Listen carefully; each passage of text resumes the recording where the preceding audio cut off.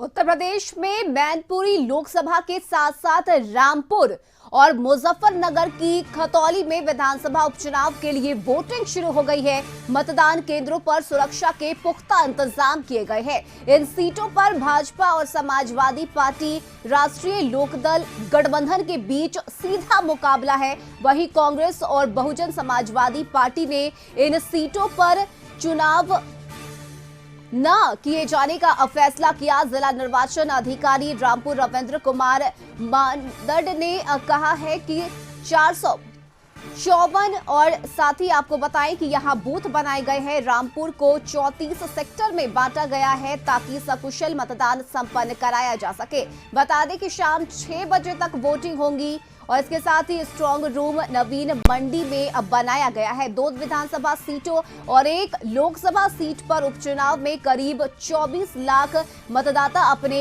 मताधिकार का प्रयोग करेंगे, जिसमें 13 लाख 14,000 पुरुष मतदाता है, जबकि 11.29 लाख महिला मतदाता है। 132 तृतीय श्रेणी के मतदाता शामिल हैं। साथ ही आपको बताएं कि बयान में यह भी कहा गया है कि ये मतदाता 1945 मतदान केंद्रों पर स्थित 3062 पोलिंग बूथों पर शाम 6 बजे तक अपना वोट डाल सकेंगे। मैनपुरी लोकसभा और रामपुर और साथ ही खतौली विधानसभा उपचुनाव के लिए 8 दिसंबर को मतगणना होगी।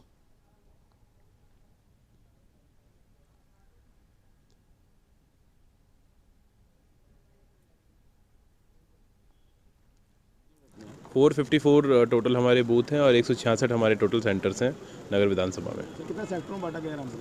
रामपुर को 34 सेक्टर्स में बांटा गया है और उसी हिसाब से जो हमारी पूरी प्रशासनिक व्यवस्था और पुलिस की ड्यूटीज़ भी लगाई गई हैं और ताकि सकुशल और बिना किसी बाधा के निर्वाचन प्रक्रिया संपन्न कराई जा सके।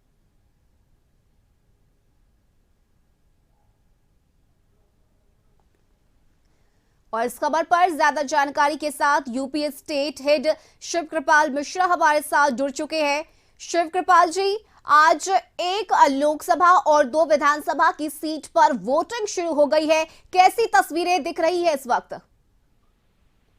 अभी अगर हम तस्वीरों की बात करें तो जिस तरह के लोगों में उत्साह लेकर है मैनपुरी में और खासकर रामपुर में, उस तरह का उत्साह खतौली में तो नहीं दिख रहा। लेकिन यह तय है कि जैसे जैसे अभी टाइम का बढ़ेगा और पारा चढ़ेगा, उसी हिसाब से चुनावी पारा भी बढ़ता जाएगा और चढ़ता जाएगा। तो अभी तो एक शुरुआती दौर है, सुबह है, अभी लोग निकलने की सोच रहे हैं। तो अभी ये नहीं कहा जा सकता कि अभी से क्या अनुमान लगाया जा सकता है, लेकिन यह है कि 10 बजे तक आते आते सारी स्थितियां क्लियर हो जाएंगी कि यहाँ पर मतदान स्थलों पर क्या उत्साह है लोगों में। जी, साथ ही अगर बात करें तो इस बार मतदान केंद्रों पर किस तरह से सुरक्षा के इंतजाम किए गए हैं? इन सुरक्षा को अगर लेकर हम बात करें तो सुरक्षा पूरी तरह से चाक चौबंद है, क्योंकि यहाँ पर सीधी लड़ाई समाजवादी पार्टी और भारतीय जनता पार्टी के बीच है।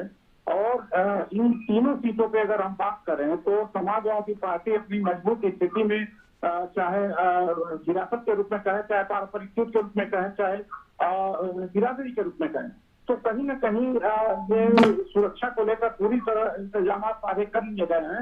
यहाँ तक कि जो लोग भी फौजी टाइप के पीछे हैं उनको भी हिरासत में रात में ही ले लिया गया है। तो इस यहाँ से अगर देखा जाए तो सुरक्षा में कोई चूक नजर तो अभी फिलहाल नहीं आती है।